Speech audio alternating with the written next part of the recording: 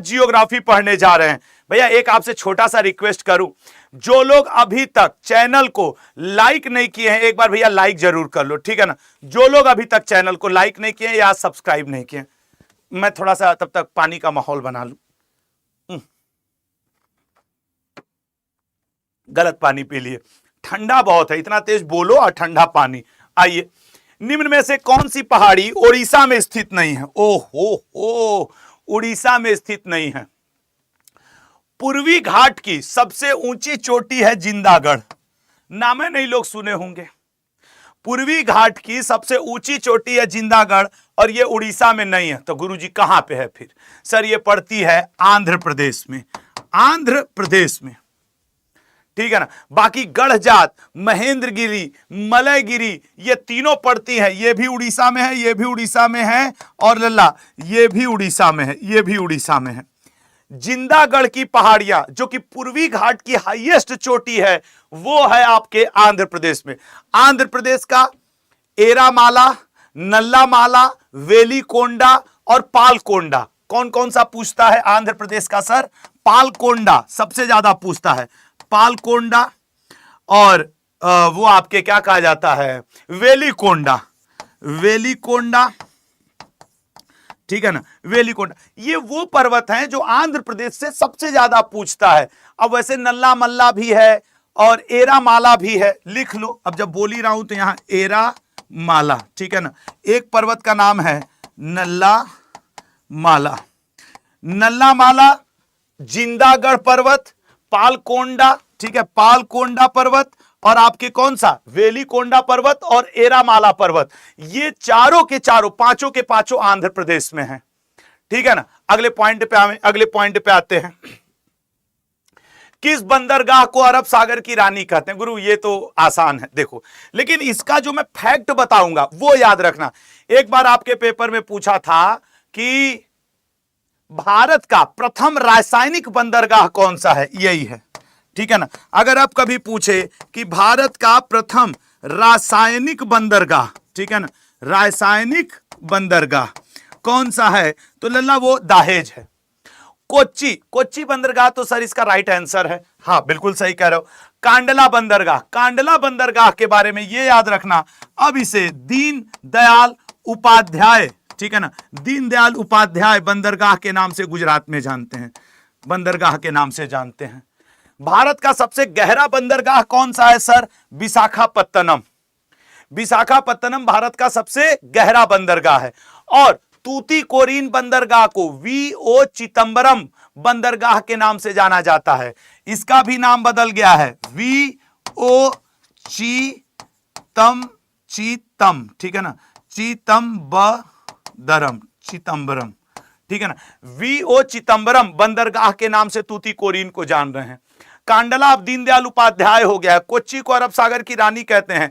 दाहेज भारत का सबसे रासायनिक बंदरगाह है, और विशाखापत्तनम भारत का सबसे गहरा बंदरगाह है, ठीक है ना, बंदरगाह है। ये सब थोड़ा याद रखना। और सिंधु घाटी सभ्यता के समय कौन सा बंदरगाह था? लोथल। अगले पे आएंगे। किन दो नदियों के संगम पर विष्णु प्रयाग स्थित है? विष्णु प्रयाग, ये बहुत इंपॉर्टेंट क्वेश्चन है। मनीष सिन्हा कह रहे हैं कि सर तूतीकोरिन आज बिहार पुलिस के एग्जाम में पूछा गया था, ठीक है ना, बिहार पुलिस का एग्जाम था। अब वो कह रहे हैं कि सर आज तूतीकोरिन बिहार पुलिस में पूछा गया था, अच्छी बात है। आओ जरा इस क्वेश्चन को देख लो, जरा इस क्वेश्चन को देख लो। सबसे पहले तो ये जानो कि अलकनंदा के साथ जब भागीरथी नदी मिलती है, एक यहां पे लिख दे रहा हूं, अलकनंदा प्लस भागीरथी, तब बन जाता है दोस्त देवप्रयाग, देवप्रयाग। अच्छा सर ठीक है, अलकनंदा नदी के साथ जब भागीरथी नदी मिल गई तो देवप्रयाग। लेकिन सोचने वाली बात है कि अलकनंदा के साथ मंदाकिनी नदी मिल गई तब क्या बना सर? रुद्रप्रयाग। तब क्या बनता है? रुद्रप्रयाग। पंचप्रयाग की बात कर रहा हूं। तो अलकनंदा के साथ अगर पिंडर नदी मिल गई तब कौन सा बनता है सर? कर्णप्रयाग। कर्णप्रयाग बनता है। अच्छा सर, अलकनंदा के साथ, अच्छा मंदाकिनी दो बार आंसर में आ गया क्या? एक जगह मंदाकिनी है, एक जगह नंदाकिनी है, नंदा, ठीक है ना, नंदाकिनी एन। अच्छा, अब अलकनंदा के साथ नंदाकिनी नदी मिल गई तब कौन सी बनेगी? नंदाकनी मिली है ना, तो नंद प्रयाग। नंद प्रयाग। यहां पे प्रिंटिंग मिस्टेक था, मैंने उसे सुधारा है, नंदाकिनी।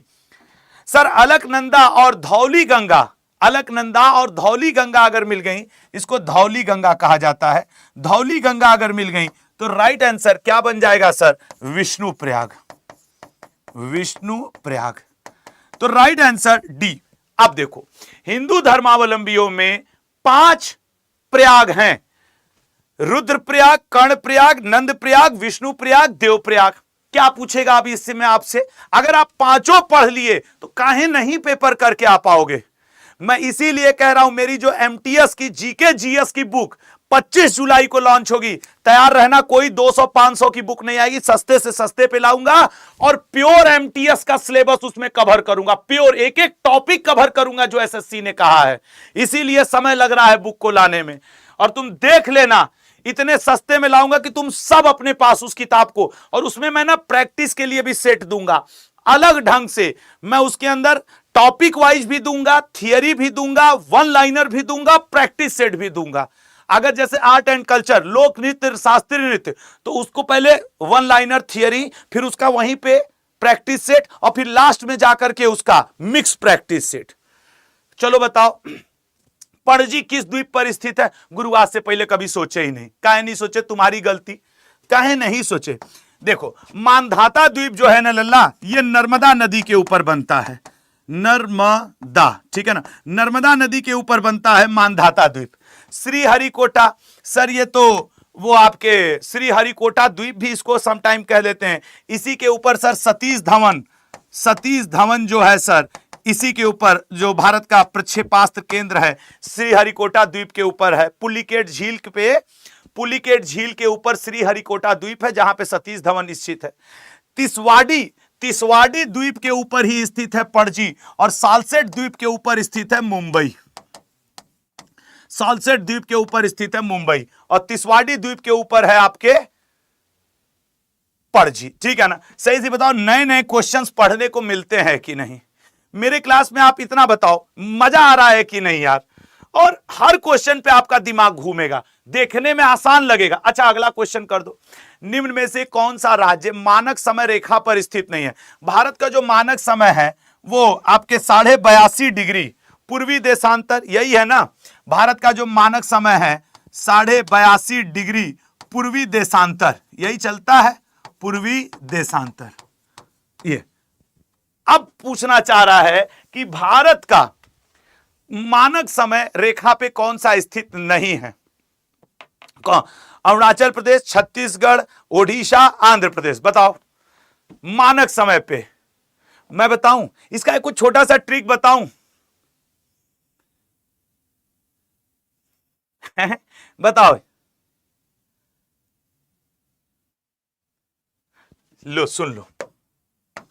ऐसे यूपी में छत उड़ा आंधी से, ये जितने हैं सब मानक समय पे हैं। मतलब सर यूपी से सर यूपी है, में से सर एमपी मानक समय पे है, छत से सर छत्तीसगढ़, उड़ा से सर उड़ीसा, आंधी से सर आंध्र प्रदेश। ये जितने राज्य हैं ये सभी मानक समय पर स्थित हैं, मानक समय रेखा पर स्थित हैं भारत के। अब जरा तुम देखो इसमें से ऐसा कौन सा है जो इसमें नहीं है ऑप्शन में? यूपी में छत उड़ा आंधी से, उत्तर प्रदेश में एमपी, छत से छत्तीसगढ़, उड़ा से उड़ीसा, आंधी। सर अरुणाचल प्रदेश कहां है इसमें? बस हो गया आंसर। ठीक है ना? बस हो गया आंसर। अब तुम ऐसे बैठ के रटते रहो, रटोगे थोड़ी तुमसे कंपटीशन जल्दी निकलेगा। थोड़ा सा ट्रिक, थोड़ा सा रटना, थोड़ा सा मेहनत, हो गया क्वेश्चन का आंसर। ए ऑप्शन इसका करेक्ट होगा, तुम देख लो। ठीक है ना? तो ये वाला ट्रिक यार अपना तुम लोग देख लेना। यूपी में छत उड़ा आंधी से, आजकल आंधी बवाल चल ही रहा है।